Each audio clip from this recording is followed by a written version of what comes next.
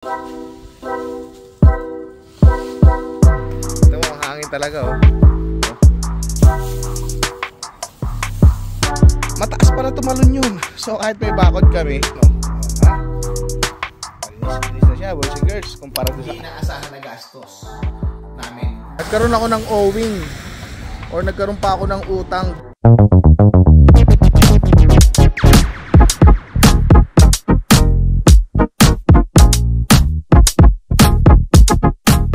What's up, boys and girls? It's your boy, Randy Boy. Wala akong magawa ngayon, boys and girls, kaya meron akong binili na parang pangkalaykay dito. At aayusin or lilinisin natin yung mga dahon na yan, no? Nakikita nyo ba yan? Kasi since wala nang ice, naglabasan itong mga natuyong dahon galing dito. And wala namang walis tingting dito. So ito, bumili ako nitong ganito. So, ang date pala ngayon ay April 16, boys and girls, at 6:30 na ng gabi, pero ang taas pa rin ng araw. Dapat kanina pa ako magaganito, kaso nga lang parang kagagaling ko lang sa work, tinatamad pa ako. Yung nga lang ngayon, medyo mahangin. Ewan ko kung naririnig nyo, no? Ang lamig-lamig ng konti. Siguro mga nasa plus yung weather, hindi ko lang sigurado. Pero tara, samahan nyo ako.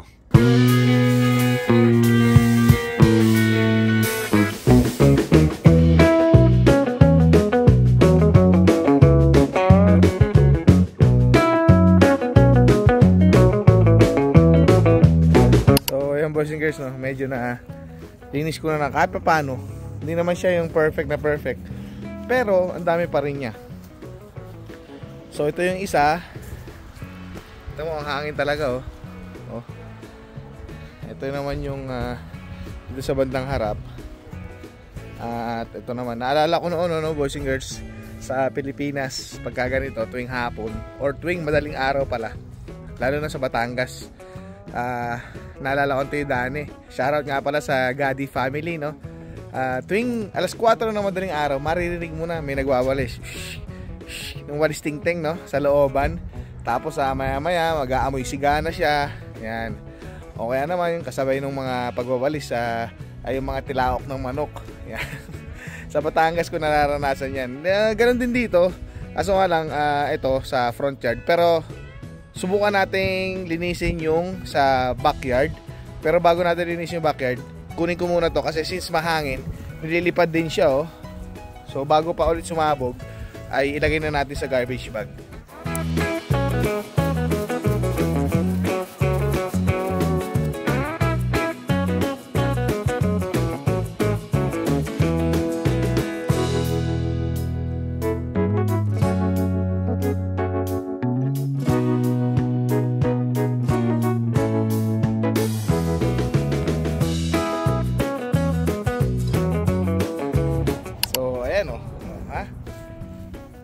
Linis na siya, boys and girls, kumpara doon sa kanina, di ba? Ayan, nakadalawang bag din tayo, no? Uy! Ayan. Nai-imagine ko na, boys and girls, sa fall season. Matagal-tagal pa naman, mga 4. Ito pa yung gilid. Tsaka yung likod. Subukan natin naman yung likod. Kung matatapos natin, boys and girls, hindi ko alam. Kasi mamaya malamig na. Hindi ko alam, siguro mga 30 minutes din yung ginawa ko tong harap. So tayo sa likod. Ayan, papaluwag na yung araw, kaya andito na yung araw sa amin. Ito yung likod namin, boys and girls. Ang laki nito. Bali inupahan lang namin siya, no? So buti na lang yung kalahati pala ay lupa or semento. Tapos itong part lang natin yung kakalaykay natin. Sana naman matapos natin pati itong side na to. So yan, tara, simulan na natin bago pa mahuli ang lahat.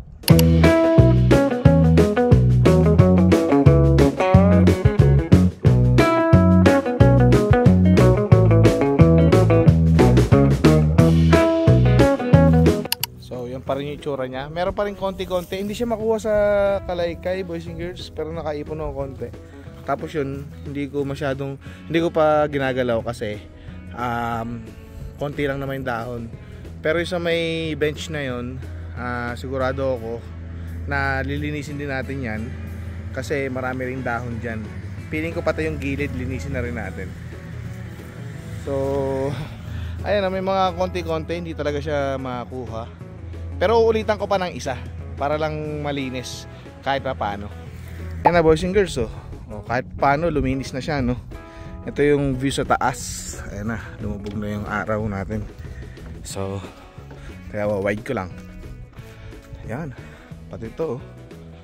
Ang ating bench. Hinihingal ako ron, ah. Itong gilid, ayan, medyo hindi pa pulidong pulido, pero nabawasan na. Nilalamig na kasi ako eh. Ayan, ito yung harap. Up, yan. So, ang dami rin natin na kolekta. Hindi pa siya masyadong malinis, ha. Oh, nakalimang bag din tayo. Puro dahon yan. Ay, ito pala, hindi ko pa nalilinis. Bukas na lang. Itong daanan na to, hindi ko pa siya nalilinis. Tsaka para maulitan ko pa ng isa. Para, kasi may mga, ayan o, may mga dahon-dahon. Tapos marami kasi mga, sorry sa mga kumakain. Kasi, may dito sa Rocky Mountain House, boys and girls, maraming deer na paalat-kalat. So nagulat ako, mataas para tumalon yun. So kahit may bakod kami, basta nakita niya na may parang potential na kainin dito sa loob ng bakod, tatalon siya. Kasi nung minsan, sabi sa akin ni Shamay, nandito yung deer, tapos nung sumilip siya, siguro nabugaw, tumalon siya palabas. So nakakatalon pala ng mataas. Alam ko nung tumatalon siya, pero hindi ko alam na ganito kataas. Kasi halos dibdib ko yung fence eh, ayun, oh. Ang taas. So yun, pagod si Randy Boy.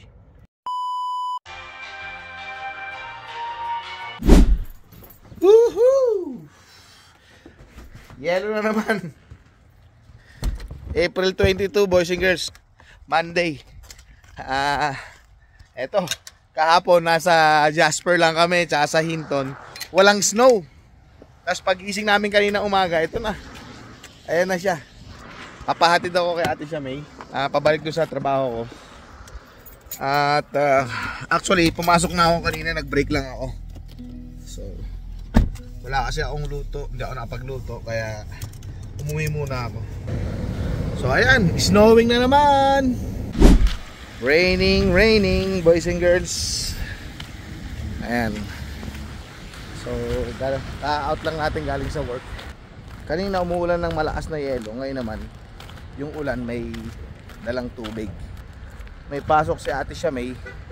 So kaya naglalakad tayo. Malapit lang naman eh. At saka hindi naman ganun kalakas. Sana wag magkasakit, no? So kukwento ko lang, no, boys and girls, no? Ma-share ko lang. Nagkaroon ako ng sulat galing dun sa dati kong apartment, which is sa Spruce Grove, boys and girls. Ngayon nagkaroon ako ng owing, or nagkaroon pa ako ng utang dun sa dati kong apartment. Ganito kasi yun. Kasi di ba biglaan yung aking paglipat, o yung paglipat namin pamilya. So nakakontrata pa ako doon, boys and girls, hanggang November this year. Kasi nag-renew ako last year. 1 year yung kinuha ko kasi marami nagsasabi tataas daw yung upa. Kaya actually tumaas naman talaga siya ng $150. Pero kung ima-monthly ko daw, kasi bala ko nung una monthly ko lang eh, no? Hindi ako kukuha ng 1 year or 6 months. Eh baka sakaling nagkaroon ng usap-usapan na baka umabot ng dagdag na 400 doon sa mga upa. So anong nangyari, boys and girls, umalis kami ng March, di ba? Pupunta kami ng Rocky Mountain. February pa lang, nagpaalam na ako doon sa resident manager nung unit. Sabi ko, pwede ba kami umalis ng katapusan ng February? Kasi March ay magtatrabaho na ako sa ibang lugar, or lilipat na sana kami ng Manitoba, no? And panoorin nyo yung nakaraang kong vlog. Kaya napunta kami dito sa Rocky Mountain, which is sa Alberta pa rin. Ngayon, kinausap ako nung resident manager. Sabi sa akin, Mr. Randy, you cannot break the lease agreement, and pwede mong gawin to, pero at least you need to have a 1 month notice. So dun sa 1 month notice na yun, boys and girls, malinaw na malinaw yun, no? Sinabi sa anong resident manager. Tapos may down payment kami doon na, or down payment, deposit na $600.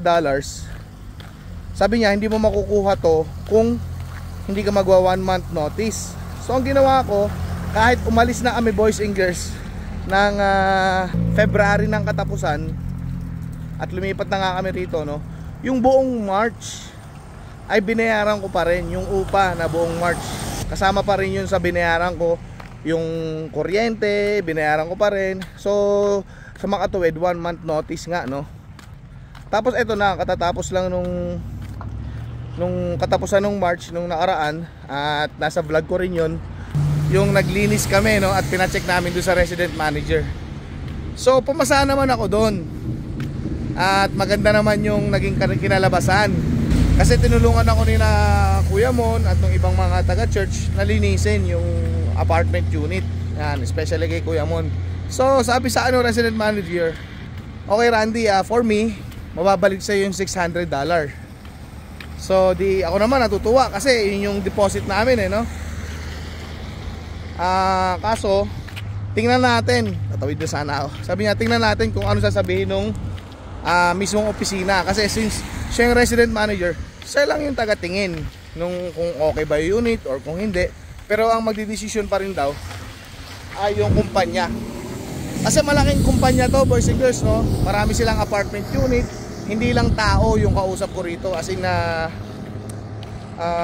kumbaga parang marami silang hawak na mga apartment buildings. So yun na nga, after 3 weeks bago kami mag Jasper or Hinton, may nakita ako sa aking mailbox. Ito yun, ayan siya. So nagkaroon kami ng owing na $760. Tinawag ko rin to agad-agad, boys and girls, no. Teka lang, dito na ako sa bahay. So yun nga, boys and girls, no. So tumawag ako sa kumpanya na to at nakipag-usap ako dun sa mismong secretary.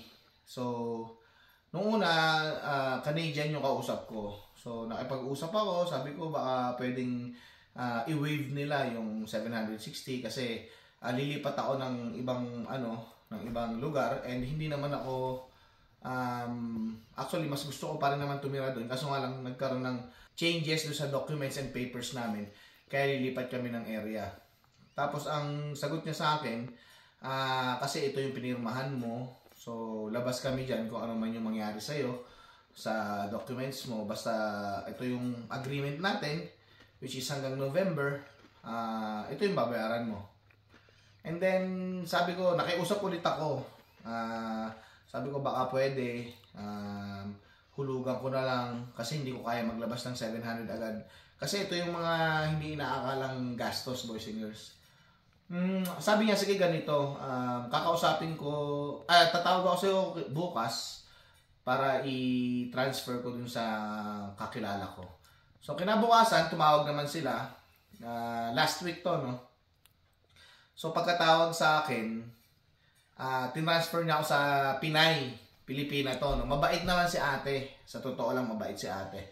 At ginawa niya ng paraan, kaso nga lang at the end, as in talagang i-stretch namin, tinignan namin kung kaya ng 6 months yung 700. Hindi daw kaya, ginawa namin, sabi niya baka kaya mo ng mas konti, ginawa namin 3 months, tapos bababa namin yon, tapos tatawag na naman siya. Hindi pa rin daw kaya, sabi niya, so wala na daw siyang magagawa kasi sa talagang ganun daw sila talaga yung kumpanya nila, na kasi kontrata nga kontrata is kontrata.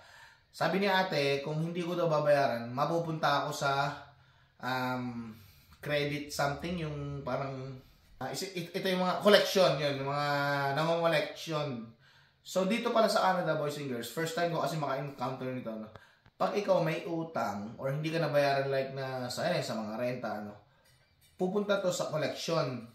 Etong collection na to, once na nag-transfer na yung bayaran doon sa collection, bababa yung credit score mo, babagsak daw talaga. And dito is napakahalaga ng credit score. So, tapos, pagka ginawa ko, actually, pwede ko naman gawin doon na hulugan, which is 6 months. Kaso nga lang, sobrang laki ng interest nila, which is 22% per month. Parang ganun. I'm not sure, boys and girls, pero mataas yung interest nila. So, wala akong magagawa kundi bayaran tong 760 bago matapos itong April. Kasi yun yung nakasaad dun sa sulat na kailangan bayaran ko siya agad within this month. Using Canada Post. Hindi na ako pupunta sa kung saan-saan. Pupunta na lang ako sa Canada Post para i-send sa address nila. So, yun yung hindi magandang balita na hindi inaasahan na gastos namin dito sa Rocky Mountain House.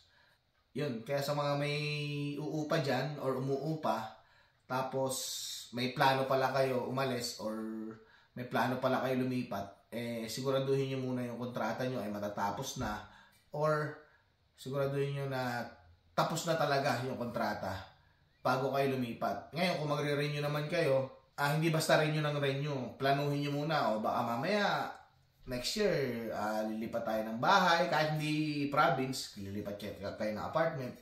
So, siguraduhin nyo lang na hindi kayo pipirma ng long term kasi ganito yung mangyayari. Magbabayad kayo. So, yun. Yun lang, boys and girls. At maraming salamat sa suporta. Don't forget to like, share, and subscribe yung Randy Boy channel natin. Hanggang dito na lang. Ingat kayo lagi. Bye. God bless. Okay, boys and girls. This is it. Pag magupit na malaki Ha? Pag magupit na malaki. Gupitin natin na malaki yan. No! Gusto mo, di ba? Gusto ko maliit lang. Sorry. Hanggang dito. Hanggang saan? Sige, ako bahala. Sige, wait ka lang. Kasi mahaba na yung bangs niya, boys and girls. Gupitin natin. Pigit.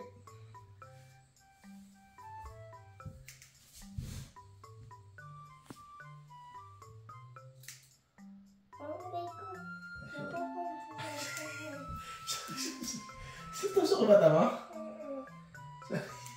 Sorry. Eh, lumaatras ka eh. Gusto mo magpagupit o ayaw? Eh, ba't lumaatras ka? Loko ka.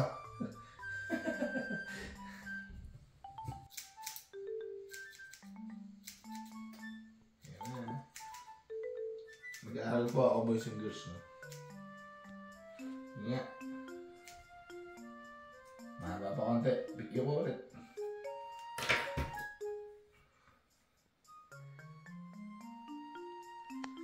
Wait lang. Kuha ko gunti. Uy! Sige na. Sige na. Sige na.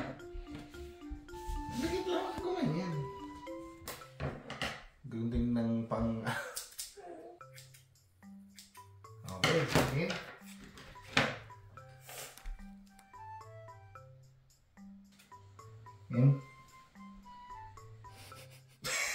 Bakit matawa?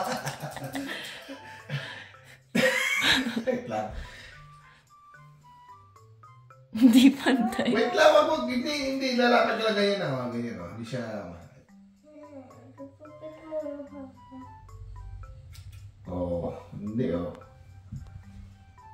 Ganyan, oh. Oo.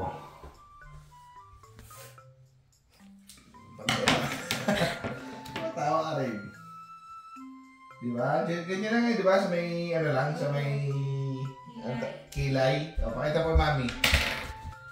Bagay sa kanan. So, okay. Oo.